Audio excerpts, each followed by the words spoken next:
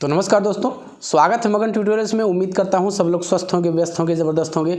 दोस्तों, कल एक लाइव स्ट्रीम मैंने किया था पप्पू यादव सर से। आप लोग जानते हैं, बहुत सारी बातें उनसे हुई और उन्होंने काफ़ी कुछ बताया भी एनआईएस डीएलएड को वैलिड कराने के कदम को लेकर के। बहुत सारे कदम उठाए जा रहे हैं दोस्तों। वहाँ एक हम कहें कि गजट पब्लिकेशन वाला काम भी था, लेकिन वो किसी न किसी तरह से अभी ठंडे बस्ते में, लेकिन उस पर भी प्रयास चल रहे हैं। कार्तिक सिंह जी से मैंने उत्तर प्रदेश से, जो कि हैं वाराणसी ज़िले से, उन्होंने केस फाइल कर रखा है एनसीटी के खिलाफ। तो अभी तो काम हो ही रहे हैं, लेकिन आज की वीडियो मैं क्यों बना रहा हूं? आज की वीडियो का सिर्फ एक मोटिव है कि आप अभी भी यदि पप्पू सर से नहीं जुड़े हैं तो प्लीज़ आप लोग जुड़ जाइए, इसमें आप ही का फ़ायदा है। बहुत से बच्चों के ऐसे कमेंट आ रहे थे, लाइव के दौरान ही कमेंट आ रहे थे कि सर अब कुछ नहीं होगा, रहने दीजिए। ये निराशावादी जो सोच है उसे आप लोगों को अपने दिमाग से निकालना पड़ेगा, क्योंकि यदि इस तरह का आप अच्छी तरह से जानते हैं, आपको ये बताने की ज़रूरत नहीं है कि कोई भी अकेला आदमी केस को नहीं जीत सकता, ना ही उसका खर्च हैंडल कर सकता है। वो अफोर्ड ही नहीं कर सकता खर्च को। और अंततोगत्वा क्या होगा? बोहरा सर की मैं बात कर रहा था, जैसा कि गजट पब्लिकेशन के लिए एनसीटी के पास गए, उनको ऐसा लगा कि पर्सनली जब बुलाया जा रहा है तो उनसे पैसे मांगे जाएंगे, इसलिए उन्होंने उस चीज़ को थोड़ा सा दूसरा रास्ता उन्होंने कोर्ट का अपनाया हुआ है ताकि वो खर्च से बच सके।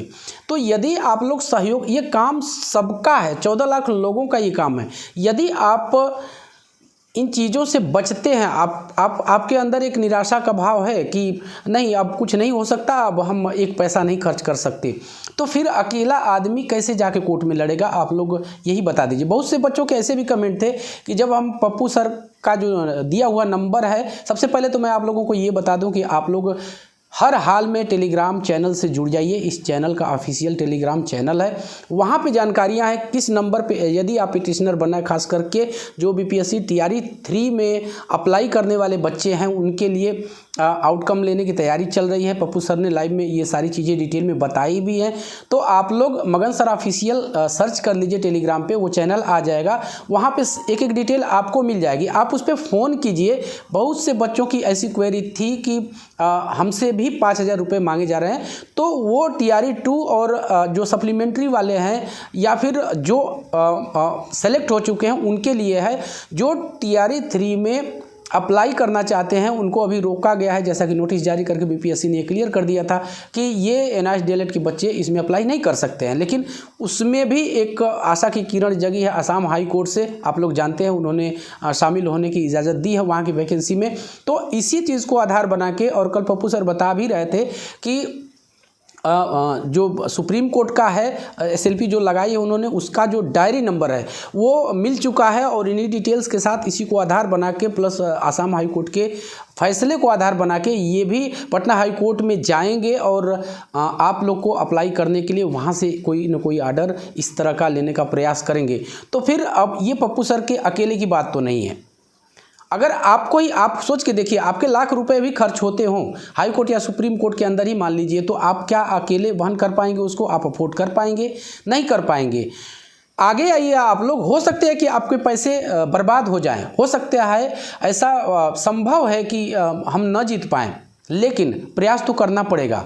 अब ये रिस्क आपको ही लेना है। हम ये नहीं कह सकते, कोई भी इस दुनिया का, इस भारत का नहीं कह सकता कि हम अदालती कार्रवाई में जा रहे हैं, कोर्ट के प्रोसीडिंग में हम जा रहे हैं तो हम जीत के ही आएंगे। बहुत सारी चीज़ें होती हैं, लेकिन हाँ, जहाँ तक सुप्रीम कोर्ट की बात है या पटना हाई कोर्ट की भी बात है, तो पटना हाई कोर्ट के बारे में आपको पता होगा कि उन्होंने एनआईएस डीएलएड के पक्ष में फैसला भी दिया था।